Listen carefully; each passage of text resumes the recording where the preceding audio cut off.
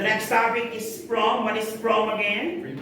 Premature rupture of membrane. So this is the rupture of fetal membrane with the loss of amniotic fluid that happened prior 37 weeks age of gestation. Prior 37 weeks of gestation. What are the possible causes of your PROM? PROM, ulitin natin. What is PROM again? Hindi na mas sabihin. Premature. Sabihin nyo, JS PROM. Did you do that when you were in high school? Ay, wala. Ay, meron yung mga ano ba? Hindi ako. Saktan lang ako doon. Iba ako kasayaw ng ex. Next cause. The exact cause is unknown, but it is associated with infection of the membrane, also known as your chorioamnionitis. Chorioamnionitis. So, chorioamnionitis, your amniotic membrane.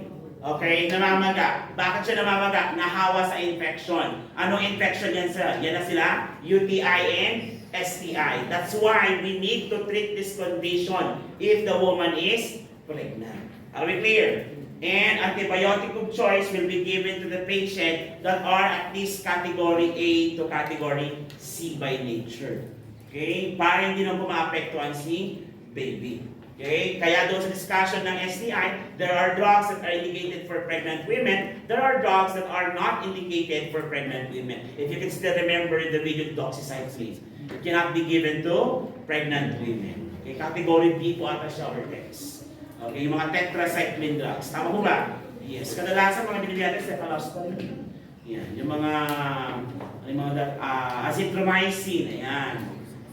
Amoxicillin, yung mga pwede nating ibigay. Cotrimoxazole, yan yung mga pwede nating ibigay sa mga buntis. Okay? We treat infection during pregnancy. Why? Because that is the number one cause of PROM. If you still remember in discussion din sa STI, laging meron si PROM, preterm labor, PROM, preterm labor, PROM. Because that is the link between the relationship of STI and pregnancy. That's why it affects the outcome of pregnancy. And PROM may lead to preterm labor. Kapag yung PROM na yan nangyari less than 24 weeks of age of gestation, will the fetus be viable for delivery? No. Okay? So, yun ang kind of problema. So, what are the signs and symptoms of your PROM? Rupture of the membrane suggested by the history. Okay, by the history. A woman with a sudden gush of clear fluid from her vagina with continued minimal leakage. So since this is a clear fluid, sometimes it is recognized as urine. Tama? But in order to confirm this, you can actually do a test. What test will you perform in order to check if it's an amniotic fluid? Anong test? Nitrazine paper test. Tama ba? Yes. Why? Nitrazine paper test. Because amniotic fluid is acidic or alkaline? Alkaline by nature. Okay, while urine is acidic. Kaya magkakaiba ang mag-result na kulay kung ihi siya or amniotic fluid. Are we clear? Yes. Possible complications of your PROM. Walaan nyo kung ano. Kung ang cause in infection, ano ang magiging possible complication? Infection pa rin. Bakit? The field, the amniotic fluid, the amniotic sac or inside the amniotic sac, is it sterile? Yes, and sterile area is wanted by bacteria. Okay? Kaya nga pag binuksan mo ang inkan, huwag mong iiwan lang sa lata. Kasi pag iniwan mo yan no more than 5 minutes, madami ng bacteria yun. Kaya kapag bukas mo, ilipat mo agad sa ibang lagayan. Oo, kaya tumataas ang cases ng food poisoning. That's mga maling practices na rin yan. Okay?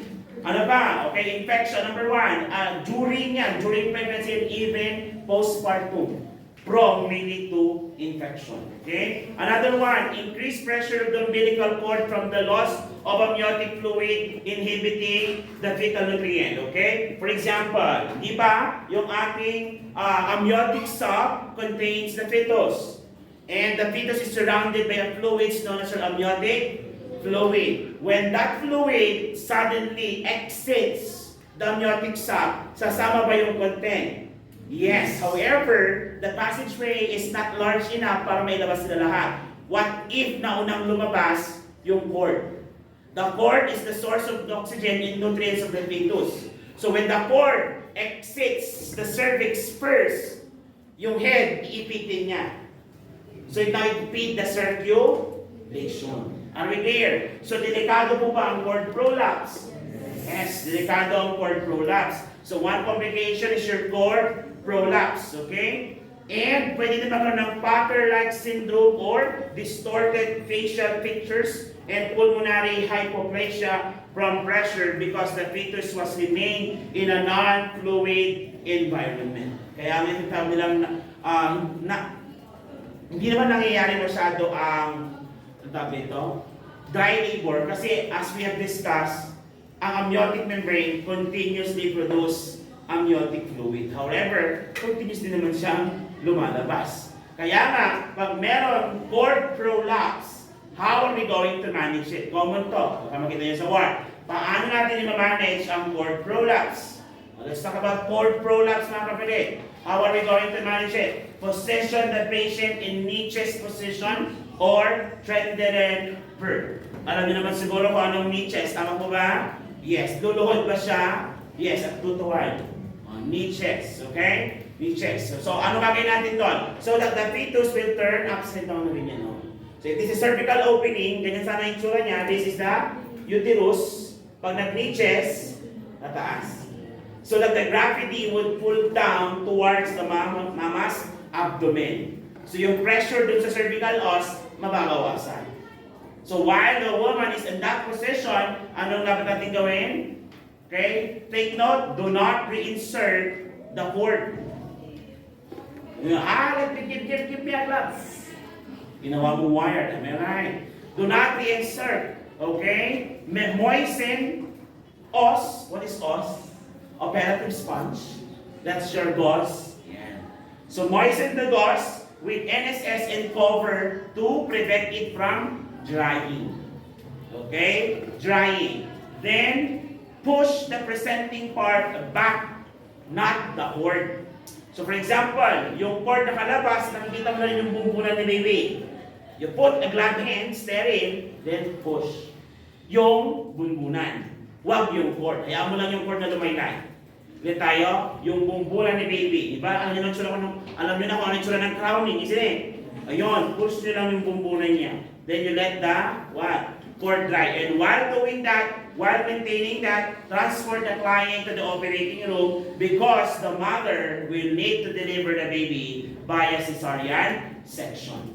Okay? But while doing that, you have to promote oxygen, okay, and monitor the fetal heart tone. Any abnormalities in the fetal heart tone, may it be high or low, is considered as a sign of fetal distress. That's why you need to monitor it. Tama ko ba? Yes. Kaya kailangan ba i-correct natin siya sa yung parang CTG monitor. Nakakita na kayo noon? Okay, minsan mas alam pa ng nanay no, para ilagay kaysa sa atin. Yeah, so fetal heart tone. Then the cesarean section started and never delivered the child NST. Okay, that is if the PROM leads to, if the PROM leads to cord prolapse. Pero pag wala namang pong cord prolapse, then you just need to manage the PROM itself. So what is the management of PROM? Can I proceed? Can I? Yes, the PROM management includes history. Check for the sudden gush of fluid. Okay? So, pwede mong i-check yan. Okay, for amniotic fluid. Check it for amniotic fluid burn test and your nitrazine paper test. Okay? Burn test and nitrazine paper test. Then, watch out for infection. So, what happens for infection? Pag si mother ay may gonorrhea, Streptococcus bacillus, or chlamydia infection, you have to be mindful of that because that can affect both the women and the fetus. Plus, avoid doing routine vaginal examination. Avoid doing routine vaginal examination. And assess for fetal heart tone, intraamniotic infection or chorioamnionitis, fetal tachycardia, and maternal fever. Also watch out for increased maternal heart rate and uterine tenderness, and the malodorous vaginal discharge. Then, if viable, you will need to induce the labor. I mean, the physician will induce it. Paano mag-induce ng labor? Kapag yan about 24 weeks na, or at least 28 weeks sa Pilipinas yun ang kaya ng Pilipinas.